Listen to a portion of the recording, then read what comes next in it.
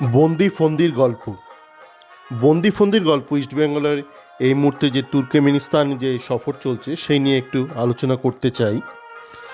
তো আজকে ঘুম থেকে উঠে দেখলাম যে আমার হোয়াটসঅ্যাপে কিছু পরিচিত ব্যক্তি কয়েকটা লিঙ্ক ফরওয়ার্ড করেছে, কিছু নিউজ লিঙ্ক। সেখানে দেখলাম খবরের কাগজের কিছু ব্যাপার আছে, আর কিছু ইউটিউবের কিছু নিউজ রিপোর্ট রয়েছে। তো সেখানে যা দেখলাম, বিভিন্ন লোক দাবি করেছে, ভারতীয় সাংবাদিকরা এবং যারা তাদের ভিত্তিতে কন্টেন্ট তৈরি করে কিছু ইউটিউবার, তারা এমন একটা দাবি করেছে যে ইস্টবেঙ্গল তুর্কমেনিস্তানে পৌঁছে বন্দি হয়ে গেছে, ফন্দি করে বন্দি করা হয়েছে। তো আমি এই ভারতীয়রা যেসব কথাবার্তা বলে যাচাই না করে ঠিক বিশ্বাস করি না। ভারতীয়দের ক্ষেত্রে আরও বিশেষ করে, বাঙালি অবাঙালি নির্বিশেষে, যেহেতু আমি নিজে ভারতীয় তাই ভারতীয়দের অতটা বিশ্বাস করি না।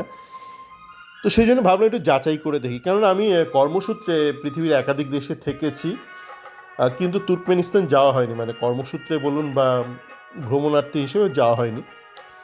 কিন্তু কিছু কিছু ধারণা আছে, যেহেতু তুর্কমেনিস্তান একটা এক্স সোভিয়েত ইউনিয়ন দেশ, এবং আমি ইউটিউবে খুব দেখি, বিভিন্ন ব্লগ দেখি। আমি বিভিন্ন দেশে যদি নাও যেয়ে থাকি, তো অনেক দেশ সম্পর্কে একটু ব্লগগুলো একটু ফলো করি, জানার চেষ্টায়, কৌতূহল, আর কিছুই না। তো তারপর আমি একটা ইউটিউবারের ব্লগ দেখলাম, একটা দিল্লির একটা ছেলে, নোম্যাডিক ট্যুর বলে, নোম্যাডিক ট্যুর। আমি আমার চ্যাটফোরামে ওর কিছু তুর্কমেনিস্তানের সফরের কিছু লিঙ্ক শেয়ার করেছি। তো দেখুন, তুর্কমেনিস্তান সম্পর্কে আপনাকে আগে এটা বুঝতে হবে যে এটা কিন্তু প্রাক্তন সোভিয়েত ইউনিয়নের একটা দেশ ছিল, যে সোভিয়েত ইউনিয়ন কমিউনিস্ট কান্ট্রি ছিল, এবং যেই সোভিয়েত ইউনিয়নকে আদর্শ করে ভারতে অনেক পলিটিক্যাল পার্টি ভারতকে সেরকম করতে চেয়েছিল। আমি সেই বিষয়ে যেতে চাই না, শুধু এটুকু বলতে চাই যে ভারতের স্বাধীনতার পূর্বে নেতাজি সুভাষচন্দ্র বোস যখন স্বাধীনতার জন্য লড়াই করছে, তিনি নিজে ভারতের ইতিহাস লিপিবদ্ধ করেছিলেন। তো সেখানে কিন্তু উনি লিখেছিলেন যে ভারতকে স্বাধীন করার পর উনি ওই রাশিয়ার কমিউনিজমকেও তুলতে চান না, বা ইউএসের ক্যাপিটালিজমকেও তুলতে চান না, উনি একটা হাইব্রিড কিছু করতে চান। তো যাকে দেখুন, কোনো সিস্টেমই পারফেক্ট নয়, প্রত্যেকটা সিস্টেমে কিছু প্রোজ আছে, কিছু কনস আছে। তো এখন তুর্কমেনিস্তান, এরা সোভিয়েত ইউনিয়ন থেকে আলাদা হয়ে যাওয়ার পরেও এদের মধ্যে কিন্তু সেই অধুনা যে রাশিয়ান যে একটা রেজিম ছিল, সেই বৈশিষ্ট্যটা অবশিষ্ট আছে এখনও। এবং এটা মূলত একটা ইসলাম প্রধান দেশ, 90% বেশি সেখানে ইসলাম ধর্মাবলম্বী। তো সেখানে আপনারা যেসব অভিযোগগুলো পড়ছিলেন বা যেসব হইচইগুলো দেখছেন ইউটিউব চ্যানেলে, সেগুলো নিয়ে একটু আলোচনা করব। যে অনেকে বলছে যে ওখানে পৌঁছে গিয়ে গাইড মারফত ঘুরতে হচ্ছে, বা বলে দেওয়া হচ্ছে যে গাইড ছাড়া বেরোতে পারবেন ইস্ট বেঙ্গলের প্লেয়াররা। এটা কিন্তু তুর্কমেনিস্তানে আপনি যদি যান ভ্রমণার্থী হিসেবে, আপনার ক্ষেত্রে প্রযোজ্য। এটা সেই দেশের নিয়ম। আপনি তো ভারতীয় হয়তো তুর্কমেনিস্তানের নিয়ম বদলাতে পারবেন, আপনি যেমন আমেরিকার নিয়ম বদলাতে পারবেন না, ইংল্যান্ডের নিয়ম বদলাতে পারবেন, আপনি তুর্কমেনিস্তানের নিয়মও বদলাতে পারবেন না। তো তুর্কমেনিস্তানে আপনি যদি যান সাধারণ ট্যুরিস্ট হিসেবে, এই যেমন ইউটিউবারটা গিয়েছিল দিল্লি থেকে, ও উজবেকিস্তান হয়ে বাই ল্যান্ড ক্রস করেছিল তুর্কমেনিস্তানে, ওকেও কিন্তু ওদের সরকার নির্দিষ্ট কিছু ট্রাভেল এজেন্সি আছে, সেখান থেকে গাইড নিতে হয়েছিল। পুরো ট্যুরটা ওইভাবেই বুক করতে হয়, যে থ্রু গভর্নমেন্ট এজেন্সি থেকে বুক করতে হয় ট্যুরটাকে, এবং সারাক্ষণ আপনার সাথে একটা গাইড থাকে। এবং সেই দেশে বিভিন্ন নিষেধাজ্ঞা আছে, যেমন আপনি পুলিশের বা সেখানকার সিকিউরিটির সাথে জড়িত লোকজনের বা সরকারি বিল্ডিংয়ের ছবি তুলতে পারবেন না। কারণ আপনি দাবি করতে পারেন, কেন ছবি তুলতে পারবো না, আমি তো কত সেলফি তুলি। এখন এটা এক একটা দেশে, জসমিন দেশে জদাচারে। আমার মনে আছে, আমি যখন 1-2 বছর আগে ইংল্যান্ডে একটা কর্মসূত্রে গিয়েছিলাম, আমি তখন কেমব্রিজে গিয়েছিলাম। কেমব্রিজ ট্রেন স্টেশনে ছবি তুলছিলাম, হঠাৎ করে একজন সিকিউরিটি লোক আমার দিকে চলে এসে, কী ব্যাপার। আমি বললাম, না আমি এমনি আগে ইংল্যান্ডে ছিলাম, তো অনেক দিন বাদে এলাম, তো একটু মনে হলো একটু ছবি তুলি। তো বললো তাহলে ঠিক আছে ঠিক আছে। তো এই জিনিসটা না মানে এক একটা দেশের বিভিন্ন কারণ, সেখানকার স্থানীয় রাজনৈতিক কারণ হতে পারে, বা আন্তর্জাতিক রাজনৈতিক সমীকরণ হতে পারে, সামাজিক কারণ হতে পারে। তো বিভিন্ন দেশে বিভিন্ন নিয়ম আছে, আপনাকে সেই নিয়মগুলো জেনে আপনাকে সেই নিয়মগুলো মানতে হবে। মানে মানবো না ঠানবো না এগুলো না, আপনি আপনার বাড়ির চার দেয়ালের মধ্যে করবেন। তো আপনি আপনার স্থানীয় হাসপাতালের সামনে বলবেন আমাকে এখানে মাইক চালাতে দিতে হবে। আপনি যদি বিদেশে যান, সেই দেশে যা নিয়ম সেটা আপনাকে মানতে হবে, এবং সেই নিয়ে যদি আপনার কোনো আপত্তি থাকে আপনি যেতে পারেন ইউনাইটেড নেশনসে, যেতে পারেন, আপনি একটা বিশ্বযুদ্ধের একটা ব্যবস্থা করতেই পারেন। কিন্তু এখানে মানে কোথাও ফিফা বলছে না বা এফসি বলছে না যে আয়োজক যেই দেশ বা হোস্ট কান্ট্রি তাকে আপনাকে ফ্রি ইন্টারনেট অ্যাক্সেস দিতে হবে বা ওয়াইফাই দিতে হবে, যেখানে সেখানে ঘুরতে দিতে হবে। এটার সাথে ফুটবলের কোনো সম্পর্ক নেই। যদি তার সাথে ফুটবলের সম্পর্ক থাকতো তাহলে ফিফা থেকে সেই সব দেশগুলোকে স্পোর্টিং ব্যান করা হতো। তো যে কোনো কারণেই হোক, তুর্কমেনিস্তানের ইন্টারনেট অ্যাক্সেসটা সব জায়গায় ভালো নয়। এবং আপনি বললেন কেন ভালো নয়, দেখুন তুর্কমেনিস্তান হচ্ছে টিপিক্যাল ওই কমিউনিস্ট কান্ট্রির মতন, ওখানে মানে বেশিরভাগটাই গভর্নমেন্ট ওন্ড। এবার ভারতে ধরুন সব কিছু বিক্রি করে দেওয়া হচ্ছে, পারলে ভারতের মানে সমস্ত ব্যাপারে বিক্রি করে দেওয়া হবে। তো এখানে ভারতে ধরুন ইন্টারনেট যে এক্সপ্লোশনটা হয়েছে সেটা একটা প্রাইভেট একটা কোম্পানি মারফত হয়েছে। তারা যে কোনো তাদের একটা স্ট্র্যাটেজি ফলো করেছে, সবাইকে ইজি ইন্টারনেট অ্যাক্সেস দিয়েছে, সেটা একটা প্রাইভেট কোম্পানি থেকে করেছে। তো তুর্কমেনিস্তানে সেটা করেনি। সেখানকার যে সরকার রয়েছে, সেখানে যে যিনি ডিকটেটার রয়েছে, ডিকটেটার কথাটা কিন্তু আবার সবসময় খারাপভাবে নেবেন না। আপনি যদি নেতাজি লেখাগুলো পড়েন, নেতাজি নিজেকে ডিকটেটার বলছে, উনি গান্ধীজিকে ডিকটেটার বলছে। ডিকটেটার মানে হচ্ছে শব্দটার না মানে একটা তার অ্যাপ্লিকেশনটা গত কিছু দশক একটু নষ্ট হয়ে গেছে। ডিকটেটার মানে যিনি একজন মানে ব্যাপারটা ওপর থেকে মানে সিঙ্গেল হ্যান্ডেড ডিকটেট করছেন, বা উনি ব্যাপারটা লিড করছেন। এবার ডিকটেটার ভালো হতে পারে, ডিকটেটার খারাপও হতে পারে। আপনি বলছেন রামরাজ্য চাই, মানে রামের মতো রাজা চাই, আবার আপনি বলছেন আমি ডিকটেটার চাই না। তো রাম একটা ভালো রাজাও, কিন্তু সোকল ডিকটেটার মানে 1%। আপনি বলছেন আমাদের ক্লাবটাকে বিক্রি করে দিতে হবে একজন ব্যবসায়ীর কাছে, একই ব্যাপার, ডিকটেটার মডেল হয়ে গেল। এবার ডিকটেটার ভালো হতে পারে, মন্দও হতে পারে। তো সেই জন্য মানে নেতাজি ওনার লেখাতে বারবার বলেছিলেন যে কংগ্রেসের ডিকটেটার হচ্ছে গান্ধীজি ছিলেন। খারাপ সেন্সে উনি লেখেননি, তেমনই উনিও ডিকটেটার হতে চেয়েছিলেন, যেটা আমরা এখন ভুল ব্যাখ্যা করি। ডিকটেটার মানে খারাপ, এদিকে আমরা বলি রামরাজ্য ভালো, কিন্তু রামও তো তাহলে ডিকটেটার। ডিকটেটার কথাটা মানে কিন্তু এই নয় যে ব্যাড ডিকটেটার। আপনি একটা ডিকটেটার শব্দের সাথে একটা অজান্তে, মনের অজান্তে একটা ব্যাড একটা অ্যাডজেক্টিভ জুড়ে নিচ্ছেন। Dictator itself is not bad, bad dictator is bad, good dictator is good. যাকে অন্য ব্যাপারে চলে যাচ্ছি। তো যে এএফসি বা ফিফার নিয়ম অনুযায়ী ম্যাচের দুদিন আগে যে হোস্ট ক্লাব বা নেশন তাদেরকে প্র্যাকটিস মাঠের ব্যবস্থা করে দিতে হয়। তো ইস্টবেঙ্গল ম্যাচ হচ্ছে বুধবার, তো আজ সোমবার, সোম আর মঙ্গলবার ওদের দায়িত্ব হচ্ছে একটা ঠিকঠাক মাঠের ব্যবস্থা করে দেওয়া। তো ইস্টবেঙ্গল যে কোনো কারণে একটু আগে পৌঁছে গেছে। এখন ইস্টবেঙ্গল আগে পৌঁছেছে কেন না, তার কারণ হচ্ছে ইস্টবেঙ্গল বেঙ্গালুরুর সাথে ম্যাচটা ড্র করেছিল। যদি ইস্টবেঙ্গল ব্যাঙ্গালোরের সাথে ম্যাচটা জিততো এবং পরবর্তী কিছু অন্যান্য টিমের রেজাল্ট যদি ইস্টবেঙ্গলের অনুকূলে হতো, ইস্টবেঙ্গল কিন্তু তাহলে যে প্রাইম স্কোয়াড সেটা নিয়ে কিন্তু শিলংয়ে যেত, তাহলে কিন্তু ইস্টবেঙ্গল এত আগে পৌঁছাতে পারতো না। তো এই আরকাডাগে যাওয়ার বা তুর্কমেনিস্তানে যাওয়ার যে ওদের যে প্রসেসটা রয়েছে, সেখানে কিন্তু আপনাকে আগে থেকে পুরো লিখিত আপনার আইটিনারি দিয়ে দিতে হবে যে আপনি এখানে এখানে যাবেন, সেই অনুযায়ী ওরা ব্যবস্থা করে দেবে। তো এইটা মানে ওরকম ফ্রি মুভমেন্টের কান্ট্রি নয়, ঠিক আছে। তা আপনি বলতে পারেন না আমার ভারতে তো আমি করতে পারি, সে আপনার ভারতে আপনি করতে পারেন। আপনার ভারতেও তো সেরকম আছে, যে বর্ডার জায়গাগুলো আছে, মানে যেখানে ধরুন চায়নার সাথে বর্ডার, পাকিস্তানের সাথে বর্ডার, বা ওই নর্থ ইস্টের ওখানে তো অনেক রেস্ট্রিকশান আছে, মানে মুভমেন্টে রেস্ট্রিকশান আছে। বিদেশিদের সেখানে যেতে পারে না, বা ভারতীয়রাও নির্দিষ্ট কিছু পয়েন্টে যেতে পারে। বা আপনার এই যে এখানে রয়েছে আপনার টাকিতে একটা দেখবেন একটা একটা কী একটা যেন একটা জঙ্গলের মতন আছে, সেখানে যেতে গেলে কিন্তু ওই বর্ডার সিকিউরিটি ফোর্স থাকে, ওদের খাতায় নামটা লিখে আপনার একটা পরিচয়পত্র দিয়ে তারপর ওখানটায় যেতে হয়। একটা একটা জঙ্গলের মতন আছে, সুন্দর জঙ্গল, আমি গিয়েছিলাম, একাধিকবার গিয়েছি, কয়েক মাস আগে গিয়েছিলাম। তো সেখানেও কিন্তু একই নিয়ম আছে। তা আপনি বলতে পারেন কেন আমি লিখবো, না লিখলে যাবেন না। তো আপনি মানে সব জায়গায় আপনি কিন্তু জিহাদ ঘোষণা করতে পারেন না যে আমাকে দিতেই হবে দিতেই হবে।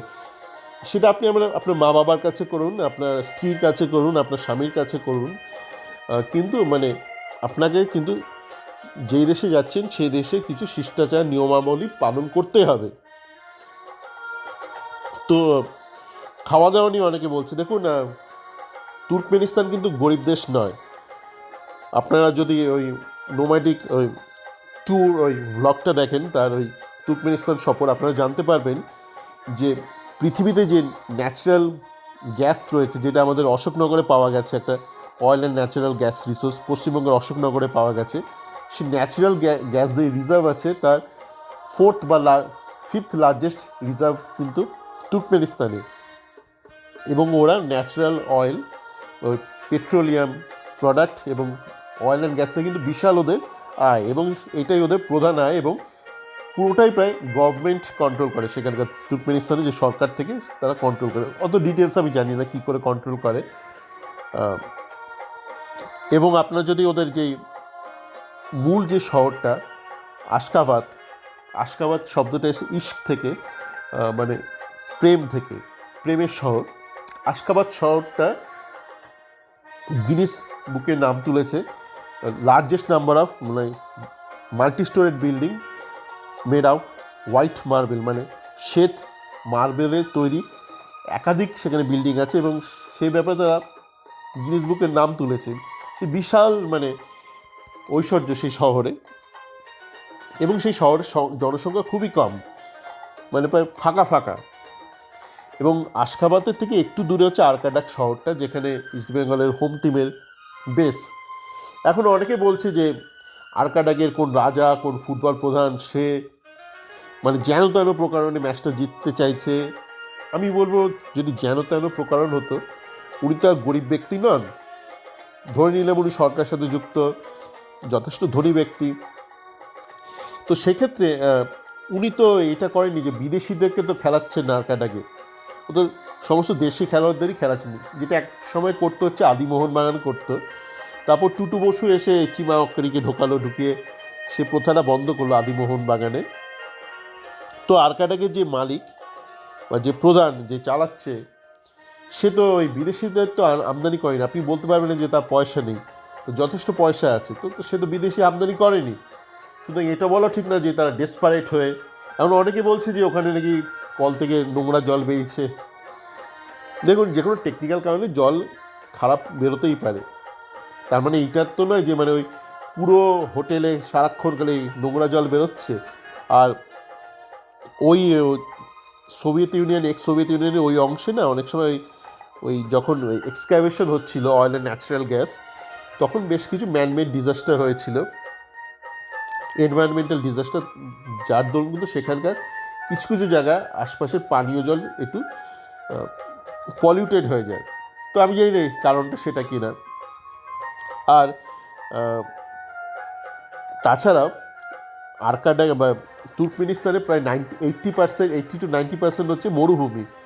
কারাকুম আপনারা নাম শুনেছেন, কারাকুম, কারা মানে হচ্ছে কালো, আর কুম মানে হচ্ছে ডেজার্ট, ব্ল্যাক ডেজার্ট।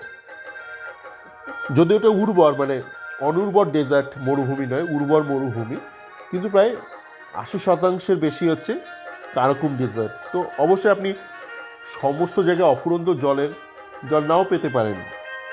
আর টেকনিক্যাল প্রবলেম হোটেলে কোথায় না হয়। আর কি একটা বলছে কি খাওয়ার কি চেয়েছে কি পাইনি। এখন দেখুন, ওখানে রামাদান চলছে এই মুহূর্তে, ওখানকার 90% বেশি পপুলেশন হচ্ছে ইসলাম ধর্মাবলম্বী।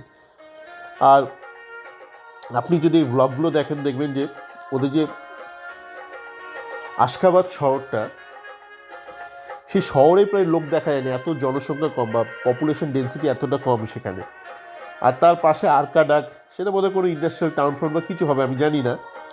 তো সেখানে জনসংখ্যা আরও কম হবে। তো এখন রামাদানের মাস, তো সেখানে আপনি সমস্ত খাবার অফুরন্ত নাও পেতে পারেন। আর সবচেয়ে বড় কথা হচ্ছে, আপনি কিন্তু একটা আইটিনারি আপনার অরিজিনাল ছিল, সেই আইটিনারিটা বদলেছেন, তো জানি না মানে এমন তো নয় যে আপনি না খাইয়ে রেখে দিয়েছে, হয়তো আপনি যে যে ফুড অপশনগুলো চেয়েছিলেন সেগুলো তারা প্রথম দিন দিতে পারেনি, এমন তো নয় যে তা আপনাকে খেতে দেয়নি।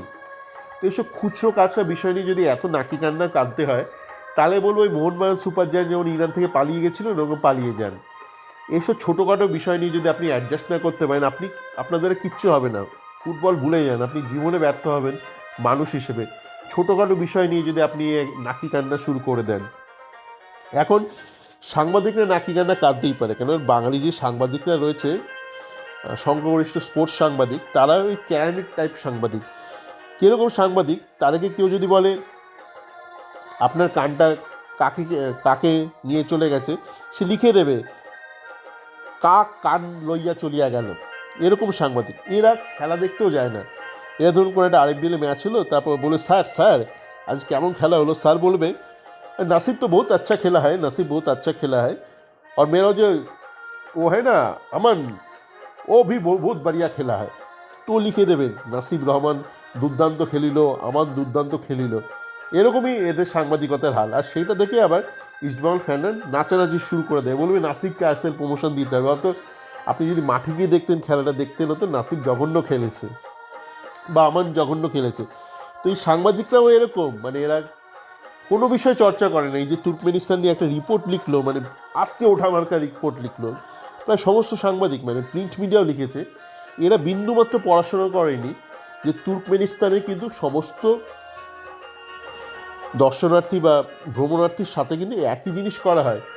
ট্যুর গাইড আপনার থাকতে হবে, তারপর বলছি গিয়ে পাসপোর্ট কেড়ে নিচ্ছে, এমনভাবে করছে এরা যেন ওই কেরালিয়ানরা যায় না দুবাই টুবাইতে লেবারের কাজ করতে, সস্তা লেবারের মালায়ালিয়ারা যায়, সেখানে তাদের টাসপোর্ট কেড়ে রেখে দেয়। গার্লফ্রেন্ড অনেক দেশে আছে, এখানে তা নয়। এখানে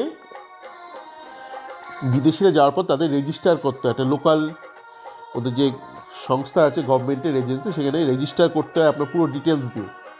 ভারতেও বোধহয় আছে, ওই আফ্রিকানরা যখন আসে তাদের লোকালি রেজিস্টার করতে হয়। জানি না সে নিয়মটা হালে বদলেছে কিনা, কিন্তু এরকম নিয়ম কিন্তু ভারতেও আছে। এবং পৃথিবীর অনেক দেশেই আছে এরকম, যে বিদেশিরা এলে তাদেরকে একাধিক রেজিস্ট্রেশন করতে হয়। ট্যুরিস্টরা এলেও 15 দিনের বেশি যদি, অনেক অনেক শহর আছে যেখানে 15 দিনের বেশি যদি কোনো ট্যুরিস্ট থাকে, তাকে গিয়ে কিন্তু লোকালি রেজিস্টার করতে। এটা এক একটা দেশে এক এক রকম নিয়ম, তারা বিভিন্ন দেশ বিভিন্নভাবে লোকাল অ্যাডমিনিস্ট্রেশন চালায়। তো যেহেতু ধরুন এরা রোববার দিন পৌঁছেছে, ছুটির দিন তো মানে কোথাও কাজ হয় না, ভারতেও কাজ হয় না সরকারি দপ্তরে। আর তাছাড়া একসাথে তো সবার পাসপোর্টগুলো কালেক্ট করেছে, করে এগুলো রেজিস্ট্রেশন করিয়ে ফেরত দেবে। মানে ওখানে কিন্তু ট্রাভেল এজেন্সি মারফতই পুরো জিনিসটা আয়োজিত হয়, মানে আপনি নিজে নিজে চলে যেতে পারবেন না তুর্কমেনিস্তানে, আপনাকে সরকারি কোনো ট্রাভেল এজেন্সি মারফতই করতে হবে। তো আপনি ওখানে পৌঁছানোর পর আপনার ট্রাভেল এজেন্ট হয়তো আপনাদের পাসপোর্টগুলো কালেক্ট করেছে, তো এমনভাবে এরা লিখে দিল বাংলা খবরের কাগজ, পাসপোর্ট ছিনতাই করে নেওয়া হয়েছে, বন্দি করে রাখা হয়েছে, খেতে দেওয়া হচ্ছে না, নোংরা জল দেওয়া হচ্ছে। এইভাবে আপনি যাই না, আপনি কিন্তু চিরকাল একটা অশিক্ষিত থাকবেন, আপনার মধ্যে কোনো উন্নতি আসবে না। ফুটবলের উন্নতি ছাড়ুন, আপনি ব্যক্তি জীবনে উন্নতি করতে পারবেন না। তো এইটুকুই বলার ছিল, ফুটবলে মনোনিবেশ করুন। আর সবচেয়ে বড় ব্যাপার, আপনি যে তুর্কমেনিস্তানের ব্লগগুলো দেখেন, তুর্কমেনিস্তানের লোকরা কিন্তু বাকি সব সোভিয়েত ইউনিয়ন দেশের লোকের মতনই ভীষণ ভালোবাসে ভারতীয় সংস্কৃতি। আমি একটা ফিল্ম ফেস্টিভ্যালে গিয়েছিলাম, টিচিনো ফিল্ম ফেস্টিভ্যালে প্রায় 1 বছর আগে গিয়েছিলাম। তো সেখানে একজনের সাথে দেখা হয়েছিল, এক ভদ্রমহিলার সাথে, উনি জার্মানি থেকে এসেছেন। তো উনি দেখি বিশাল ফ্যান হিন্দি সিনেমা শাহরুখ খানের। আমি বললাম আপনি জার্মানিতে বসে কী করে এত ফ্যান হলেন? বলছে আমি রোমানিয়া থেকে এসেছি। মানে উনি অরিজিনালি রোমানিয়া। তো ওই রোমানিয়া, ওই east Europe, x Soviet union, ওদের কালচারটা কিন্তু যতটা না ওয়েস্ট ইউরোপিয়ান টাইপ, তার চেয়ে বেশি কিন্তু ইস্টার্ন কালচারের ঘেঁষা, মানে আরবিয়ান কালচার বা ওয়েস্ট এশিয়ান টাইপ ওদের কালচার। সেই জন্য ওরা কিন্তু অনেক বেশি এই ভারতীয় সিনেমা বা হিন্দি সিনেমা বা বলিউড ফিল্ম মিউজিকের সাথে নিজেদেরকে অনেক বেশি অ্যাসোসিয়েট করতে পারে। এবং সেই জন্য বারংবার ওদের মুখে মিঠুন চক্রবর্তী, জিমি, আজা, রাজ কাপুর, শাহরুখ খান, শাহিদ কাপুর, এদের কথা উল্লেখ হয়। এবং তুর্কমেনিস্তানের বিভিন্ন রেস্টুরেন্টে যে ইনার ডেকর হয় সেটা কিন্তু ভারত টাইপ হয়, ভারতের মিউজিক চলে। তো আমি বলবো এই তুর্কমেনিস্তানকে উল্টে গালাগাল না দিয়ে ওদের সংস্কৃতিটাকে মেনে নিন যে ওরা আলাদা, ও তো আপনাকে কিছু কাঠি করছে না, ওরা একটু আলাদা। এবং আমি বরঞ্চ বলবো এই যে ইসমাইল যেমন যখন ভুটানে গিয়েছিল, ভুটানের সাথে একটা সুসম্পর্ক স্থাপন করার চেষ্টা করেছে, ভুটান থেকে বোধহয় আসছে আইএফএ শিল্ডে খেলতে পারো এফসি, শুধু তুর্কমেনিস্তানের সাথে করুন না, ভারতের সাথে তো রাশিয়ার অনেক পুরনো সম্পর্ক, নেতাজির সাথেও রাশিয়ার ভালো সম্পর্ক ছিল। নেতাজি যদিও রাশিয়ার সাহায্যটা পায়নি, নেতাজি জার্মানি এবং জাপানে নিয়েছিল শেষ পর্যন্ত, নেতাজির সাথে কিন্তু ভারতের রাশিয়ার ভালো সম্পর্ক ছিল। এটা একটা কূটনৈতিক সম্পর্ক চিরকাল, মানে ভারতের সাথে রাশিয়ার, ভারতের সাথে আমেরিকা রাশিয়ার দুজনের ভালো সম্পর্ক, রাশিয়ার সাথে তো চিরকালীন ভালো সম্পর্ক। এবং ভারতের সাথে তুর্কমেনিস্তানের সাধারণ মানুষ যদি ভারতকে এতটা আপনভাবে, ভারতীয় সংস্কৃতিকে, ভারতীয়রা কেন গালমন্দ করছে আপনারা দেখবেন, সাধারণ মানুষ ভীষণ ভালোবাসে ভারতীয় সংস্কৃতিকে। তা আমি তো বলি এটা একটা ভালো একটা সুযোগ, আরকাডাককে গালাগাল না দিয়ে ইস্টবেঙ্গলের কর্মকর্তারা, ম্যানেজমেন্ট চেষ্টা করুক আরকাডাকের সাথে একটা সুসম্পর্ক স্থাপন করার। আপনি 70 বারে কী পাবেন জীবনে? একে অপরকে গালমন্দ করছেন, আরকাডাককে গালাগাল দিচ্ছেন, তুর্কমেনিস্তানকে গালাগাল দিচ্ছেন, ওদের সংস্কৃতিটা আলাদা, এটা মেনে নিন। ওদের দেশের অ্যাডমিনিস্ট্রেশন অন্যভাবে চলে, মেনে নিন। আপনার ফুটবল মাঠে আপনাকে ছোটো মাঠ দিচ্ছে কিনা, আপনার বিরুদ্ধে পেনাল্টি দিচ্ছে কিনা, অফসাইড উল্টোপাল্টা দিচ্ছে না, সেটা নিয়ে যদি কিছু করে আপনি আপত্তি জানাবেন। বাকি জীবনের ব্যাপারেও আপনার ওখানে ইন্টারনেট ওয়াইফাই সব জায়গায় চলে কি চলে না, এই ব্যাপারে এতটা নাক গলাবেন না, অনধিকার চর্চা হয়ে যায় ব্যাপারটা। বরঞ্চ ভাবুন যে সেখানকার সাধারণ মানুষ ভারতীয়দের ভালোবাসে, যুগ যুগ যুগ ধরে ভারতকে ভালোবাসে, ভারতের সংস্কৃতিকে ভালোবাসে, ভারতের খাদ্য, ভারতের সংস্কৃতি, গান বাজনা তারা ভালোবাসে। তো সেখানে একটা সুসম্পর্ক স্থাপন করার চেষ্টা করুন তুর্কমেনিস্তানের সাথে ফুটবল লেভেলে। সকলে ভালো থাকবেন।